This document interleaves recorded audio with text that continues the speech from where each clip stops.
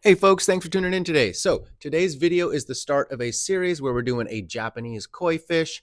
And yeah, we're going to be doing the water waves in like a separate kind of video, but it's all going to go along. I think it's going to be like video 3. This video, we are going to go over like some Google images, kind of dissect the design itself, you know, how many fins they've got, how they're curved and make this little C shape. Yeah, those kind of things. And, you know, you'll see why it is known as the dickfish in the tattoo community. Because, yeah, it definitely goes there as I'm drawing it. I'm like, really? Really? This is what this looks like?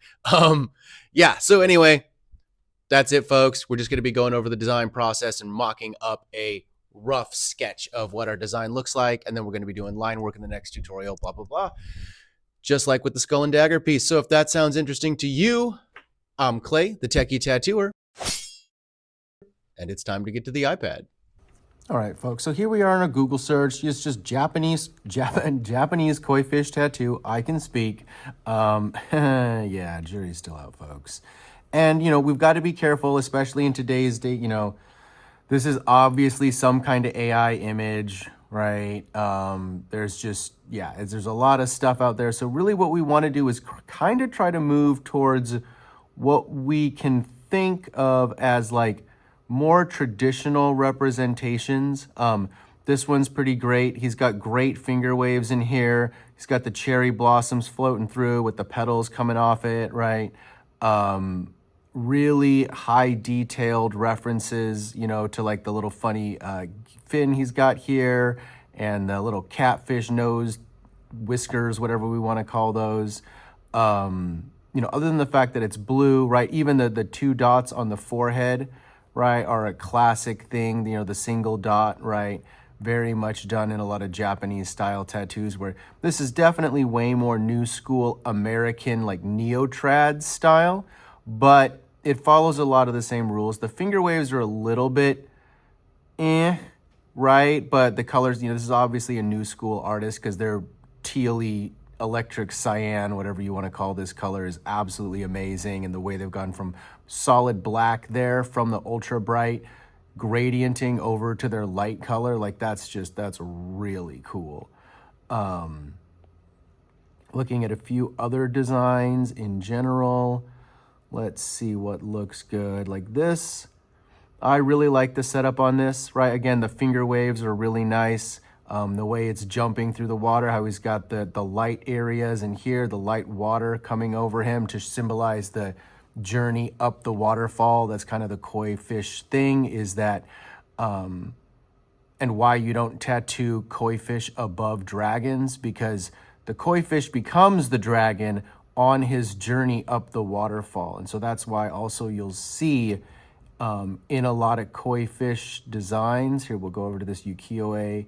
I don't know if they have any dragonfish here. Yeah, here we go. Here's a dragonfish style where this is the in-between, where it gets a dragon head, it gets these like really aggressive fins. Obviously, this isn't like a, older era Japanese style drawing, but this image, right, with the cooler stomach scales that make it part dragon, this half dragon koi fish is that in-between state that the koi goes into on his way up the waterfall and his journey to, goodness gracious knows what, right? Just ascending. And so these are kind of the images, you're going to want to sort through and make sure that you're looking at your classic images. This one looks like it could be a more classic image, but I'm not exactly sure, just because of the color palette being used and all that good stuff. But yeah, so we just kind of want to take a look, see what the old school, right? This is definitely an old one. I can't remember the dude who does it, but this is a classic Japanese image. That's why it's on the cover of a book, right? And I know it's a kite, right? But that way that you're in that ukiyo-e style, and you're really understanding what the origins of these jumping koi fish look like in Japanese art. Here's what looks like another really popular classic image. Yeah, and so when it comes to the koi fish, if we're breaking it down into its individual elements, you're gonna see like this is a really good one to just like break the fish down, right? It has the head with these gill sections right here that give it that very phallic look. It's got at least 2 sets of fins. I've not often seen them with 3, but if you look, it does look like they have 3. A lot of times tattoo artists will just cut it down to 2. And then obviously that back or dorsal fin, whatever they call that, and then the tail fin. You will notice though that they don't get really thin at the tail. It's actually kind of a stout little fish, and the dynamic portions of the fish actually come from how you bend it and twist it and turn it, you know? Because you'll notice a lot of the koi fish tattoos, if you see the tail, right, it's really fat at the tail and just kind of fans out there a little bit. Again, this is more of like a new school style koi fish tattoo, but it's really well done. You can tell because of the texturing they did on the face, how they designed the face. Let's see here. Yeah, here's another really good example. Even though it is a little bit dark, right? It's got all the elements that we expect to have with the finger waves, the water whooshing over it. These are pot leaves, but Rastafarian pot leaves. So this guy's a super stoner, but he likes to keep that stuff, hidden but not hidden. The classic head, he's got little bitty double set of whiskers, nice finger waves. These are a little bit cramped up. They don't spread out as far as I like to do mine, but whatever. But you'll also notice how really thick that tail is as it comes off of that fin design there, right? Like a nice thick ending to the tail and like a very basic back fin. Nothing too incredibly dynamic or swoopy about these designs. So yeah, that's enough there. We're gonna go ahead and look at really fast just a Japanese koi fish and look at some of these guys in real life here. And yeah, you can just kind of see, let's get a better one, right? Like, so this is actually a really good one to show for that reference of why they get that dot in the middle of their forehead all the time, right? It's a really cool, I don't know if it's a specific type they breed for or whatever, but you see it a lot in actual koi fish. And so because of that, we see it in the art as well, right? They got their cute little whiskers. They got that main set of fins, right? He's got that double set there, and then that last third set in the back, right? This dorsal fin, whatever, that top fin actually does start really far back on the backs of these guys, right? There's a good chunk of space between their head and that back fin, right? So these kind of proportions are just the things that we're gonna want to remember as we design our piece and take artistic license with it and try to make it look dynamic and cool and blah, blah, blah, right? But it's important to keep these things in mind. So I'm gonna go ahead and, where did those guys go? Let's see. Am I gonna just click on this one? No, I liked this one because I like how it's showing, right? It's got the wide fin, shows me the proportions there, the 1, 2, 3, right? So I'm gonna go ahead and take this image, hold it down, and save it to my photos. And then I'm gonna go over here and I'm gonna take one of these images and save it to my photos. Probably this one, because I like how this guy looks. Take this image, come on. Save it to my photos.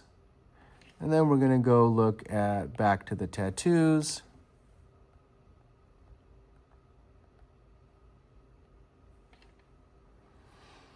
And we're gonna take one of these and save it to our photos.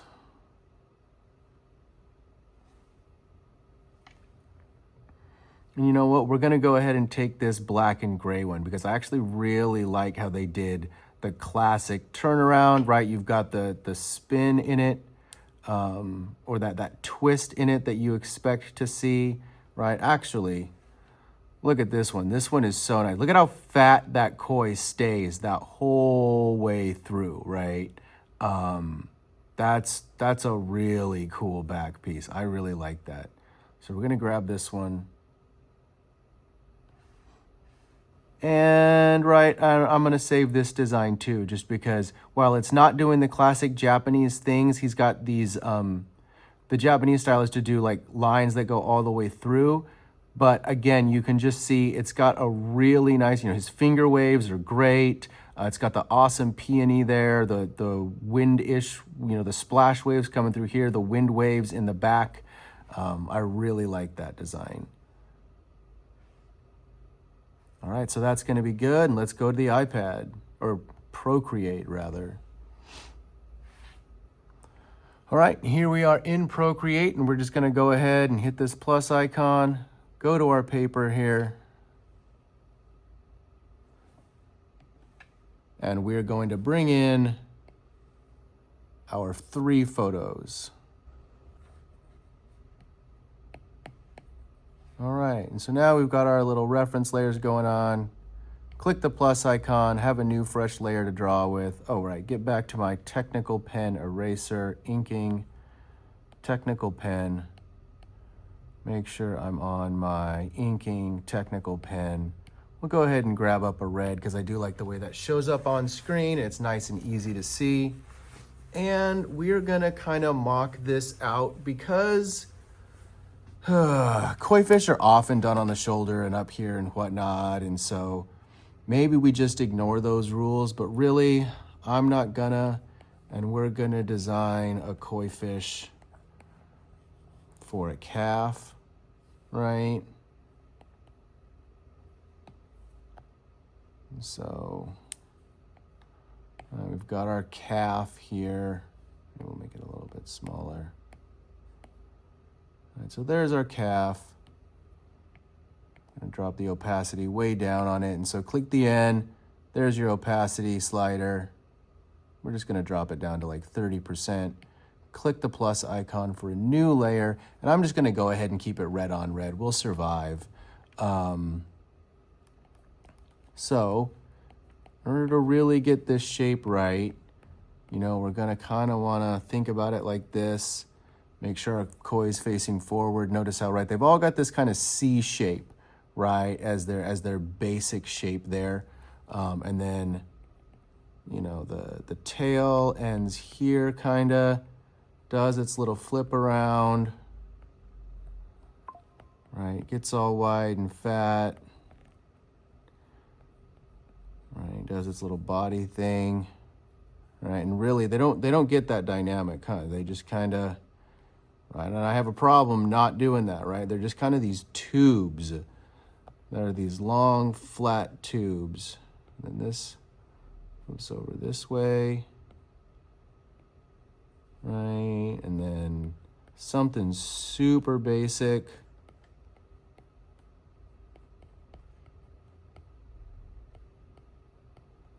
Give it a little flip over, because that little flip over is going to make it look like it's going this way a little bit more, but really I'll probably actually put that behind.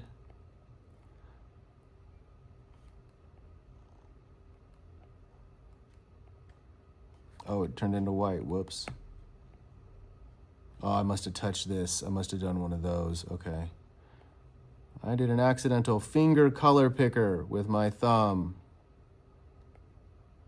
Maybe we'll give it a little bit of shape, because I do have a problem not giving things shape, but I really don't think that's classic, so we're probably just gonna get rid of that. And then we know that the head, so we're gonna shrink this whole thing down a bit. Yeah, a little bit smaller. And the head is gonna follow this line here, directly come out of it, and then he's got his little, this side of his head, and that side of his head, and we wonder why it's called the dickfish. Yeah, we don't wonder at all. And then you've got this little area here. Got his little mouth. Does his weird little suckerfish mouth there. He's got his little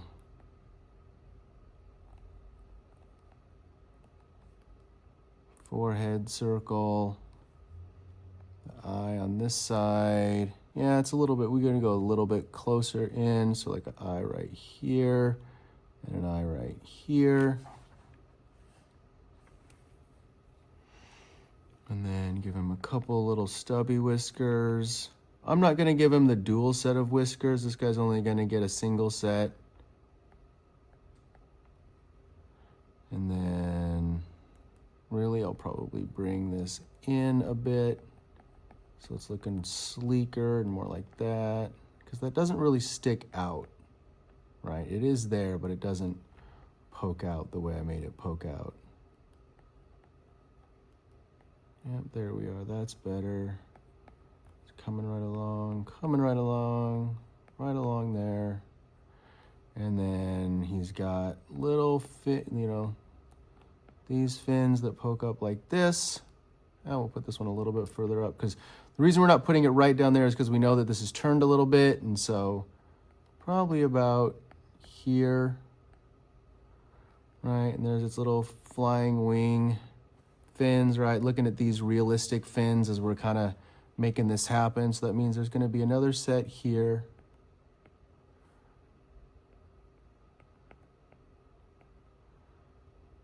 Bring that down a little bit to kind of give it that, I'm spreading wide along this side here.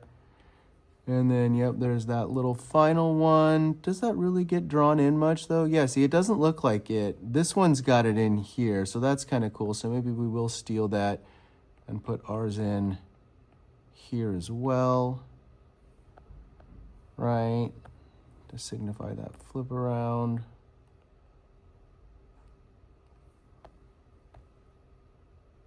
Yep, I kind of like that. That works. So that's that overall basic shape, right? And then from there, you're then going to want to figure out what are those finger wave elements and how they're going to want to be placed. I'm actually going to do them in a brighter green just so that it's easier to see, hopefully. Oh, that's less. No, that's awful. Blue it is. Right, and so because our koi is going in this C curve, we kind of want the water to go with it. Notice how these splashes curve with the direction the fish is curving. Notice how these splashes curve with the direction the fish is curving, right? Like these ones don't. This one's going opposite to create this cool like whoosh one way, whoosh another way. But that's something to look out for is, are your waves supporting the flow of your koi fish? Right? And so that's something we're going to want to make sure that we end up keeping, right? Is having, these waves that come out in a nice, right, like that. We'll do something like that there where those are coming from here to support it. And then these are kind of like coming from here to support it. These ones, we can go the opposite direction because then it looks like it's spreading out this way and kind of like a cool fan, right? That works there. And we could put a nice splash mark up above. That's totally a valid way to do this, where we just like squish this whole thing down a little bit. I'll just shrink the whole thing, yeah. So got about that much room. And then that means for these ones, since they come like this and then he's done twisting that way, this is where it would be kind of fun to pull back and go along that knee there, right? And make a cool little splash coming out that way, and maybe like another little one coming up like this or something, out of here, maybe just like two. So it kind of looks like that's going in the same direction. And now it's got a really nice flow of these two supporting it going this way, and then this bottom one swooshing out in those two directions. So it's kind of got this like this way, and this way S whatever shape with the finger waves. And so this is gonna be just our basic design and the end of this single tutorial, but of course, we're gonna start inking it in and really messing with it. I will use this image to do the finger wave tutorial, but that is gonna be separate. So when you see the finger waves just pop in done, they're just gonna be popped in done, and I'm gonna send you to that other video. So anyway, yeah, if you have any questions about this process and the steps we're at, please shoot me a comment. I love hearing from you guys. Otherwise, if you found this useful, please like, comment, subscribe, share it with a friend. Anything you can do absolutely helps. And yeah, I'm gonna start getting all promoty because I am starting to make stamp packs. Right now I'm doing an American Traditional Elements one, and hopefully you guys will enjoy that when I'm finally ready with it. Thanks for watching.